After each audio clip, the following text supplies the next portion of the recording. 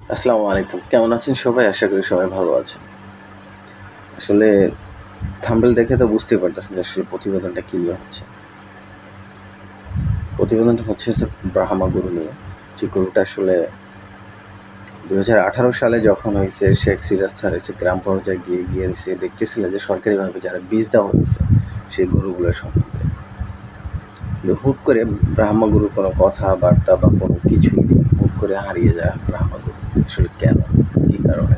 আসলে গরুগুলো কোথায়? আসলে এটা কি সরকার থেকেই তারা বলে দিচ্ছে যে আসলে ব্রাহ্মা গরু আনা যাবে না বা আমদানি করা যাবে না বা এটা সিমেন্ট ইউজ করা যাবে না?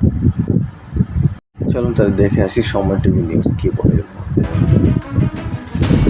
আমার কোনো বীজ অবশ্যই এটাকে বলবো যে আমরা অনুমোদন দিই না। ব্রাহ্মা নিষিদ্ধ এরকম কোনো বিষয়টা আমি এখনো জানি না। নিয়ন্ত্রিত, এটা নিষিদ্ধ। ভালো দিক হলো এটা অল্প খেয়ে বেশি গ্রোথ আসে। দেশে ব্রাহ্মা জাতের গরু আমদানি, লালন পালন এবং বাজারজাতকরণ নিষিদ্ধ, নিয়ন্ত্রিত নাকি উন্মুক্ত, এই আলোচনার জল গড়িয়েছে অনেক দূর। সেই স্রোতে ভেসে আমরাও দেখতে চাই কত দূর গেলে বিলীন হয় এই বিতর্ক। কথাগুলো শুনবেন আসলে মাঠ পর্যায়ে এসে যে প্রথমেই আমরা বাংলাদেশ ডেইরি ফার্মার্স অ্যাসোসিয়েশনের সে পর্যায়ে আসলে ব্রাহ্মা নিষিদ্ধ আনা যাবে না, কোনো বাণিজ্য নীতিমালা গভর্নমেন্টে কোথাও প্রজ্ঞাপনে এটা বলা নেই। সংগঠনটির দাবির ভিত খুঁজব। তার আগে ব্রাহ্মা সম্পর্কে জেনে নেই খানিকটা। প্রাণী সম্পদ অধিদপ্তরের তথ্য, 20 থেকে 24 মাসে একটি দেশি গরুর মাংস উৎপাদন ক্ষমতা যেখানে গড়ে 70 থেকে 80 কেজি, সেখানে ব্রাহ্মা থেকে পাওয়া যায় 10 গুণ বা তারও বেশি। ব্রাহ্মা কি সত্যিই নিষিদ্ধ বাংলাদেশে? প্রথমেই দেখতে চাই কি আছে বাণিজ্য মন্ত্রণালয়ের আমদানি নীতি আদেশে। 34-এর ক ধারায় ব্রাহ্মার হিমায়িত সিমেন্ট ও এমব্রায়ো আমদানি অনুমতি দিয়েছে সরকার। বেসরকারি পর্যায়ে গবাদি পশুর প্রজনন কার্যক্রম পরিচালনার সংশোধিত নীতিমালাতে সিমেন্ট আমদানি ও ব্যবহারের শর্ত জুড়ে দেয়া থাকলেও কোথাও উল্লেখ নেই ব্রাহ্মা নিষিদ্ধের কথা। 2007 সালের জাতীয় প্রাণী সম্পদ নীতিমালাতেও বৈধতা আছে ব্রাহ্মার।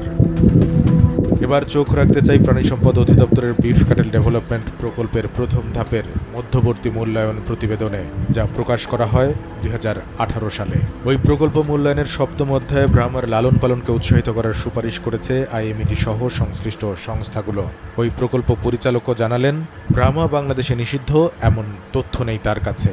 এই গত 5-6 বছরে কোনো নতুন আইন হয়েছে কিনা এটা আমার ওইভাবে জানা নেই। বিগত আইনে এটা নিষিদ্ধ না।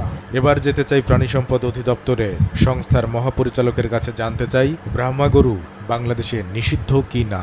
এটা আপনি যখন আইপিওতে দেখবেন যে ব্রাহ্মা গরু দেশে আনা নিষিদ্ধ, এরকম কিছু লেখা নেই। নিষিদ্ধ না হলে কেন কঠোরভাবে নিয়ন্ত্রণ করা হয় এই জাতকে? আমাদের মেইন স্ট্রিম কি দেশি গরু, হলিস্টিন ফ্রিশিয়ান ক্রস।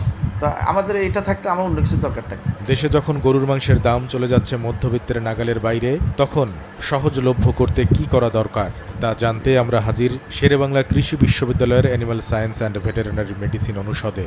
মাংসটাকে কম দামে যদি দিতে চাই ভোক্তাদের কাছে, শুধু গরু কেন, আমি বলবো ছাগলের জন্য, ভেড়ার জন্য। এখানে যেহেতু আমার কথা হচ্ছে যেহেতু ব্রাহ্মা গরু নিষিদ্ধ না বা হয়েছে কোনো কারণ এটা নাই, তা আসলে ব্রাহ্মা গরু আসলে আনা বন্ধ করলো কে? এটা সিমেন্ট দেওয়া মাঠ পর্যায়ে বন্ধ করলো কে? আসলে তারা কীভাবে পসিবল হয়েছে এটা?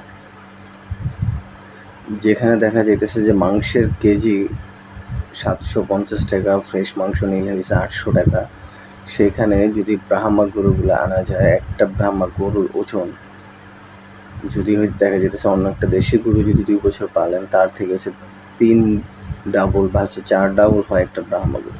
তাহলে কেন এই ব্রাহ্মা গরু বন্ধ করা হবে? আসলে এরা কারা?